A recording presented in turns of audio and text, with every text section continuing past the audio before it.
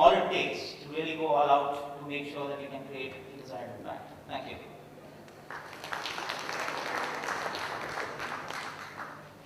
Ram, thanks very much. You may have wonderful stories to tell, but how and where you tell them matters equally. Experience matters, as Roshni from Disney underlines.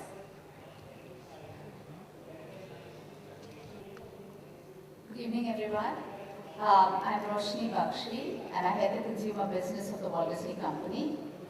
For us, the consumer, so let me just I think my computer is giving a little bit of trouble. Yeah. So we are a company, as you all know, the Walt Disney Company very well. We're a company that really believes in telling stories. So for us, all our brands are built around stories, stories that really make you laugh, cry, and celebrate. Therefore, in everything that we do, including across all our platforms, we try and tell a story, and through that, let the consumers experience our brand. Stories really allow our consumers to connect with the brand. That, to us, therefore, magic becomes an important part when the consumer truly, emotionally connects and has a long-term and a lifelong connection with the brand. So really we say magic happens when the consumer builds an emotional bond with our brands and our stories. So let me show you a short video that really shows how consumers truly develop a connection and therefore a bond with our characters, our stories, and therefore with the products that we sell.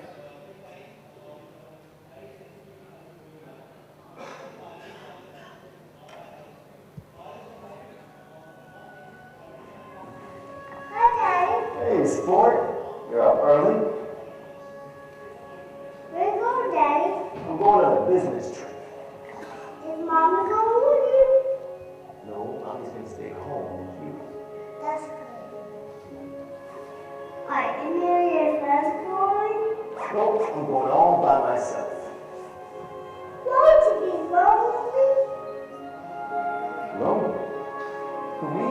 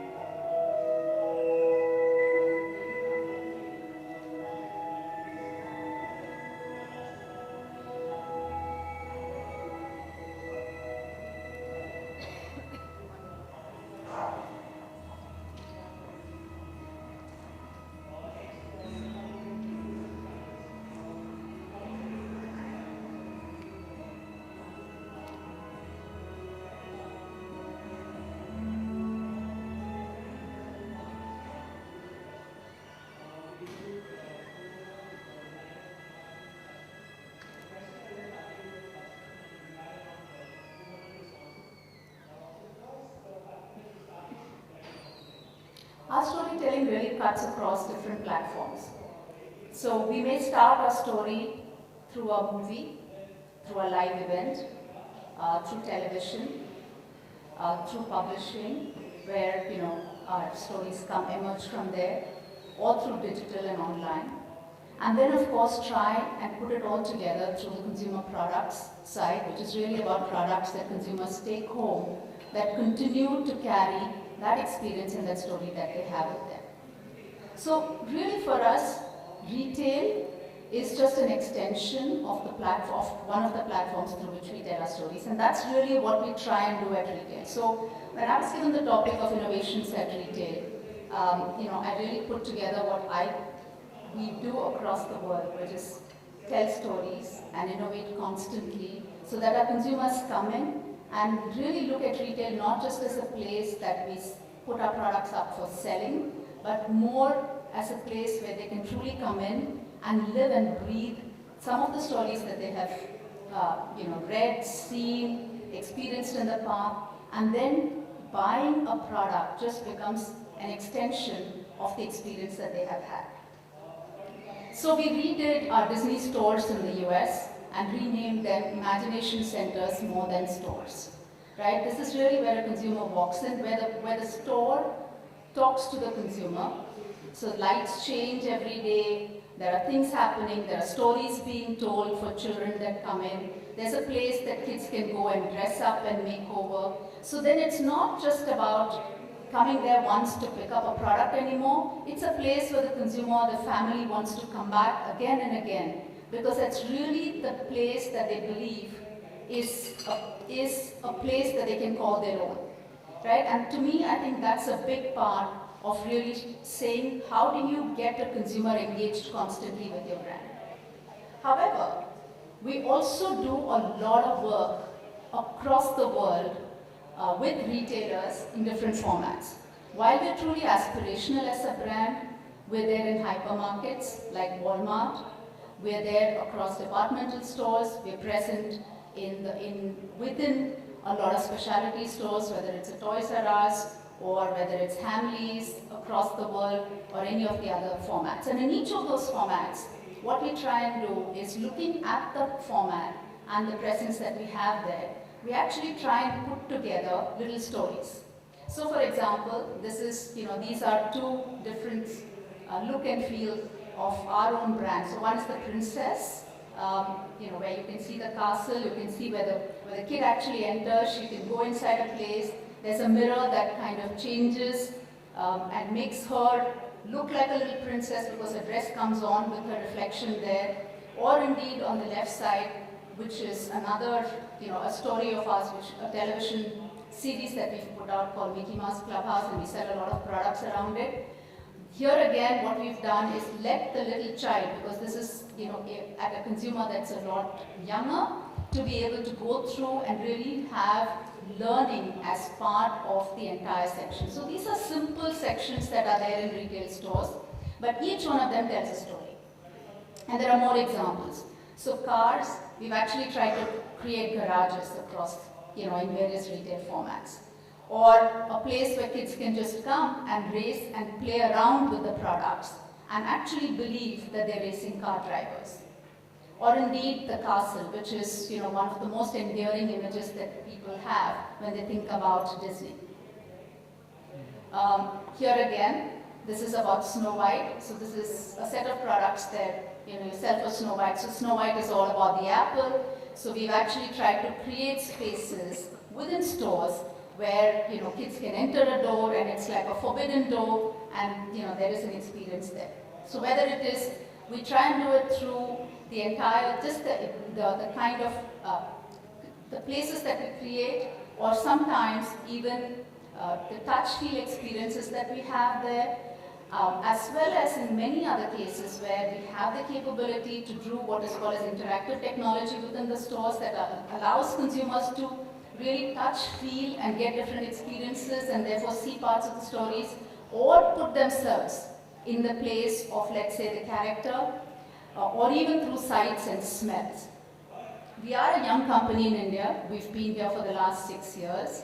And with the retailers and the retail formats that we have, we've started bringing some of these stories to life.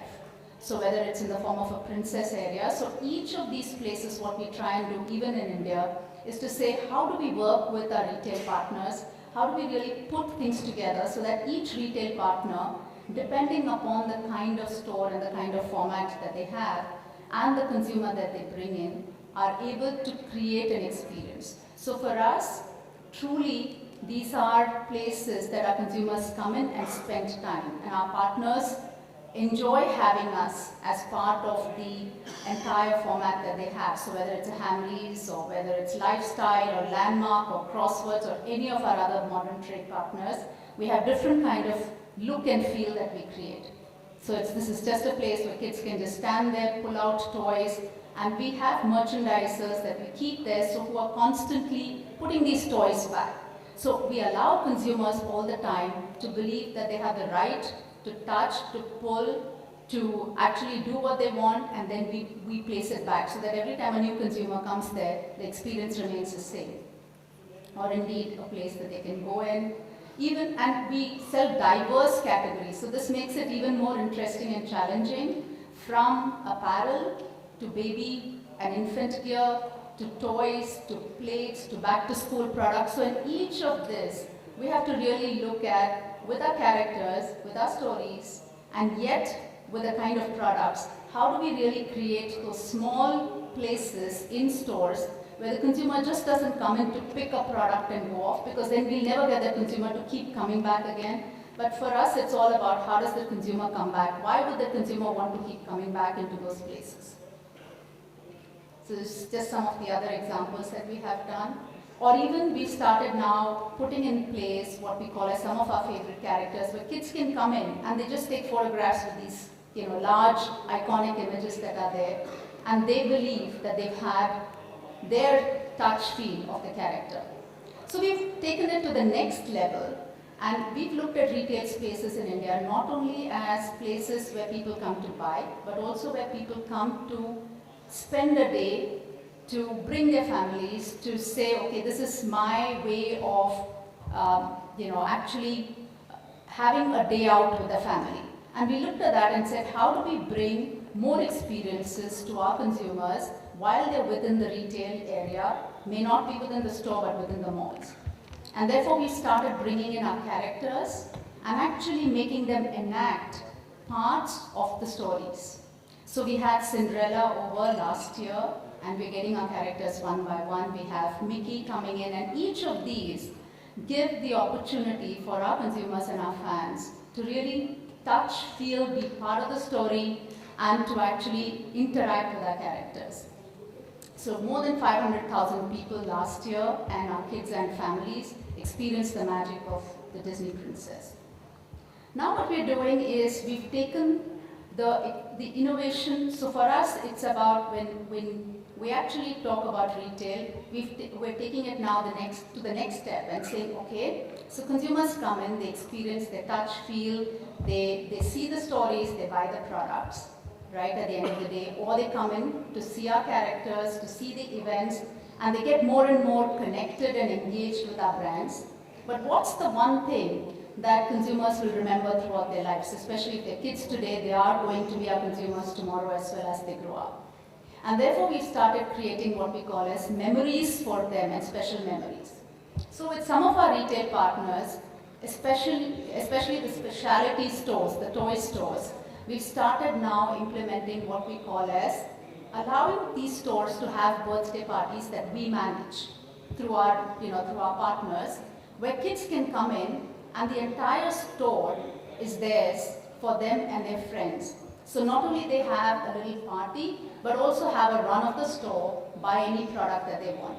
Now this helps us, and it also works for our retail partner, because in both the cases, I mean, the child comes in because it's a Disney birthday party and it's a princess birthday party or a Spider-Man birthday party.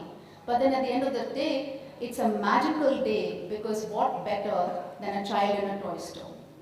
So these are just some of the things that we are doing. And truly we work with what Walt Disney's, one of the favorite sayings that he had, that time and conditions change so rapidly that we must focus constantly on the future. And while our stories are enduring, we need to innovate, for the consumer needs keep changing. And the way they actually build connections, given there's so much happening across in terms of just technology, in terms of just mind space, that, let's say, our kids today have, and the time that they have even to remember, we need to be constantly innovating and making them feel special. So that's really what we do. Thank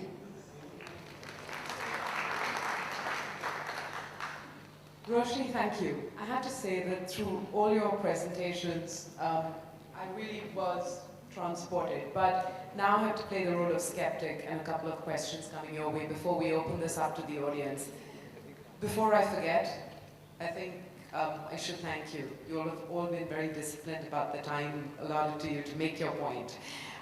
David, if I can start with you first. Those were captivating images of places and how to create spaces that engage.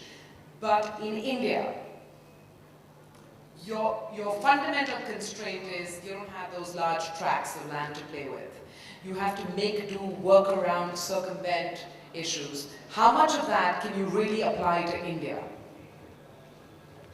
This is going to sound like it's going to sound like a shameless plug for master planning, but I think that wherever we are in the world, there are always constraints. You know, we're never offered an ideal scenario in which a sort of a prime piece of virgin land is offered up to you. So there are always constraints, and I think you have to work around those constraints, and you have to work with those constraints, and that's why, you know, one of the key points was about working with the assets that you have. But if you have a big piece of land, and a lot of this comes back to city authorities, in spending time to make sure that they master plan and forward think in terms of how their city is going to develop. And in that way, the job for the developer is made that much more easy. You know, because you talked about integrating, and I'll just talk about Delhi as an example, where we've had over the last, I can't remember the number of years exactly, but over the last 7 years or so, the development of the metro and simultaneous development of mall projects, new ones. Yet, correct me if I'm wrong, I don't see any integration or any communication or planning that has taken place in an instance where it could have. And perhaps it's unfair to rope you into this discussion. You know, there doesn't seem to be that much focus on integration right now in India. Yeah, I mean, I'm not that familiar with Delhi, but I'm more familiar with Bangalore, where they're not developing a metro system, but they're developing an elevated train service. And they've got a real opportunity there to make sure that their development that happens associated with the rail system is linked into it. I mean, it's so simple, it's almost obvious. And it should happen, there's no reason why it shouldn't. And yet sometimes it doesn't. But Roshni, ties in with some of the images that we saw in your presentation as well. While there was a larger, grander scale for examples of how, you know, the in-store experience overseas, you could see it coming down in size and proportion in India. So you're too sort of trimming down, scaling down, applying some of your experiences there, but a more modest version here, or am I misstating the point? No, actually, I would say that, you know, I would take from what Niren was saying as one of the things in terms of business model innovation.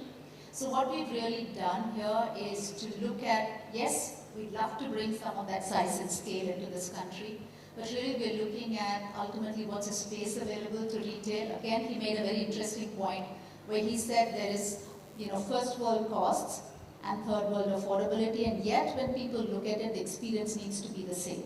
You cannot therefore assume that the experience that you provide to the consumers has to be third world because their affordability is third world. So what we've only tried to do is maybe reduce the size but not the experience. Not the look and feel and the final, you know, what the consumer gets, but just in terms of size and scale, if something was over 5,000 square feet, in a section here within a store, because the store itself... Delicious impact though, you will have to admit. Not really. So the entire store is 30,000 square feet, and you get 1,000 as a section within.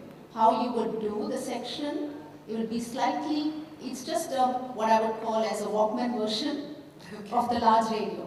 But you're not creating a different experience, which is in any fashion compromised. Okay, sorry, Derek. Yeah, I think one of the contexts also in India is that, remember, India is primarily a country of the youth. More than 60% of the population is less than 30 years of age. And the youth are also over-indexed on literacy. Therefore, the youth actually aspire more, demand more, and expect a lot more. And therefore, in this environment, I think the challenge for all brand thinkers and corporates is how do you really, given all the constraints of real estate, availability, space, etc., not compromise on that experience for the consumer. So stay aspirational. How do you really make your brands aspirational? Because they have to be youthful and aspirational to really work, given the macroeconomic demographics. Naren, I'm going to stay with you for a second because you were talking about disruptive innovation. Is there any way to measure the risk? If you draw on your personal experiences here, measure the risk of that disruptive innovation, you know, basically lay out the roadmap for how you would go about that, and surely there's got to be risk there. Yeah, so I think, first I think the mindset of recognizing that one does not only have to listen to customers, but there's also a point in time when you have to stop listening to customers. I think that's a big shift for corporates. And normally I think people say that still, 70 to 80% of the focus on the resources and the process and the culture has to be on the existing business model. But you have to create almost 20-30% focus on what might be the future. And the only way to do that is to resource it, and also with the right people and also with the funding. So you're encouraging this non-stop creativity and a lot of experimentation. And to your point on how do you really manage the cost of that, I think my own experience is that one can leverage technology very effectively. State-of-the-art business analytics that now exist, which are more forward-looking. Technology that can help you integrate crowdsourcing, wisdom of the crowds more efficiently at a concept level rather than making a prototype.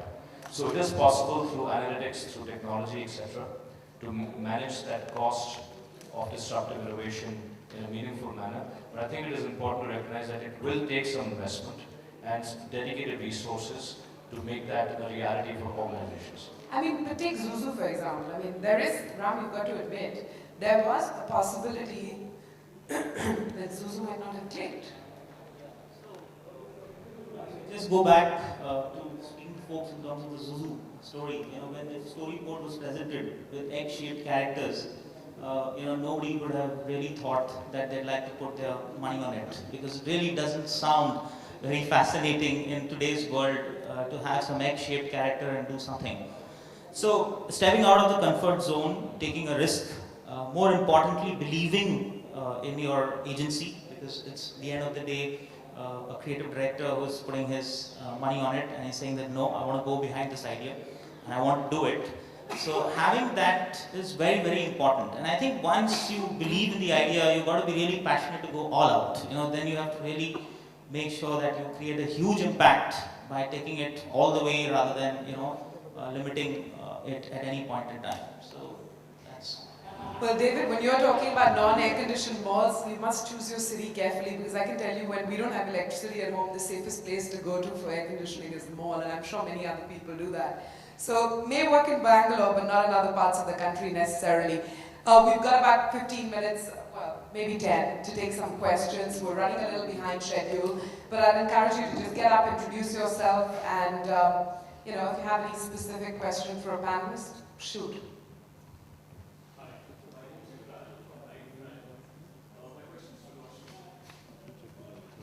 Roshni, I want to know, does Disney feel that it's ready now to come up with their own individual stores, rather than being within malls or partnering with brands? Is India the market now to accept Disney in a bigger way? We're not doing any stores in the country, clearly because for us, I think we're just at the start of the entire retail revolution, as we all see.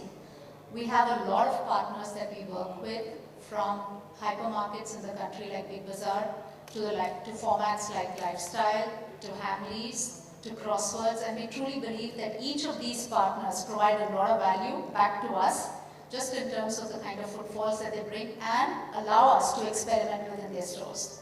So we truly believe we have the best of both worlds today, and we don't want to upset the process. Sure, thanks a lot. The mic's behind. Thanks. I'm Shantanu from Future Plans. I have a question for Naren and Ram. Now, it was very interesting to know how you sort of built towards an innovative culture. But my primary question is, what is the life of that innovative culture once the innovation fades? And I'm coming from two examples. One is, of course, iPod, which really took off, and the other could be Vodafone, where the communication was extremely innovative. But the service, 3G service, hasn't really delivered. So how do you sort of build on once you failed, and are there strategies that you actually employ, or it's good to say that you have a lot of courage behind the idea, but once it fails, what do you do about it? So, it's a very good question. See, in any process like this, when you're introducing a new service like 3G, it's going to take its time in terms of adoption, and yes, the campaign was brilliant. It led to a lot of trial, but reality and confronting brutal facts. We have only 3 million 3G customers of 152 million subscribers that we have today across the country. So it's a very small penetration. We still are a voice country. Indians love to talk. So we still connect with each other on voice and SMS, and 2G, that's where it is. I think the more important point is to really establish your concept of 3G. So there are customers or smartphone users who are upgrading, and especially with the younger generation, which Naren spoke about. You do see today among smartphone users a greater adoption for 3G, a greater adoption for these services. But I think the single biggest barrier is pricing. I think we have to make it much more affordable, and that's where we are challenged at this point in time. How do we really, because this is a consumption story, you have to really open it up in such a way that you can actually make it accessible for a lot of people, which means you have to make it very price friendly.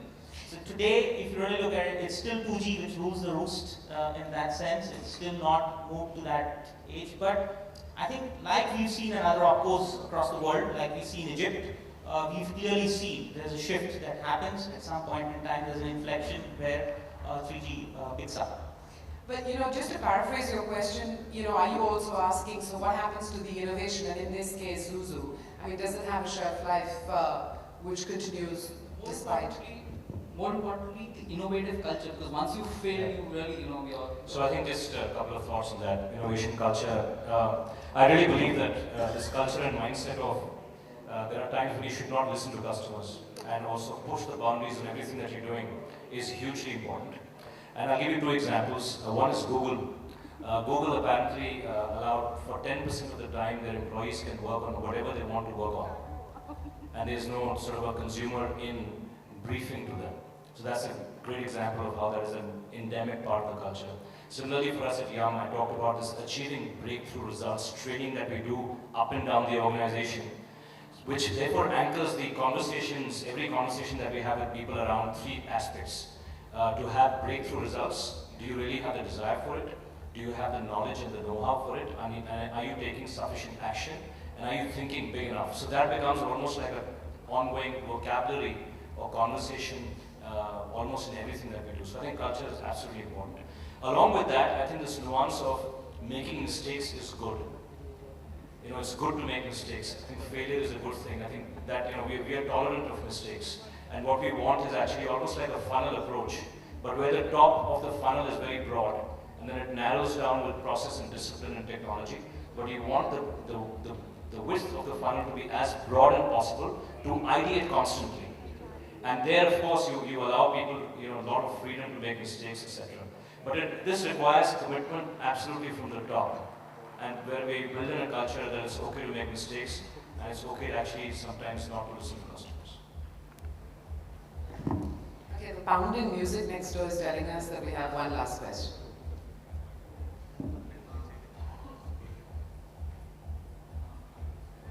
Question for Naren. As you grow multiple cities, many brands, owned and franchise, how do you really drive that culture down, not only in your own organization, but in the franchisee organizations, down to the bottom level? And is that a challenge, and what are the kind of things you do to overcome the challenge both of, say, the franchisee level or at the Yum level? So I think we have this mindset of one system mindset, irrespective of ownership, the experience for the consumer and the employees should be the same. But that sounds easier than it, in reality it might be. What therefore it means is that you have to be absolutely ruthlessly honest to the kind of partners that you choose. That the partners are totally aligned with the value systems that you have, and they also believe in building business the right way. And only then is it possible. And by partners, I mean the actual owners have to truly believe in it. Once that aligned, therefore the selection of the partners I think is the most important thing. I think the rest is a matter of detail. If you get the right partners, I do believe that it is possible even in a franchise system to have people who treat employees the same way, build a similar culture and have a very similar language that permeates the organization. Okay, we're all out of time, but thank you very much for the presentations. They were great fun, and that's not a word that I use often. So thank you. Thank you, ladies and gentlemen.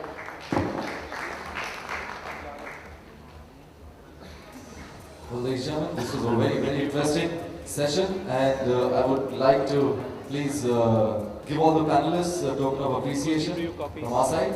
And I request all of you to please give a huge round of applause as we give the token of appreciation to our esteemed panelists here. Well, ladies and gentlemen, the action now shifts to the retail theatre where Mr. P.S. Nagesh will be interviewing Mr. Subramaniam, founder Suviksha in the IRF Retail Legend Series.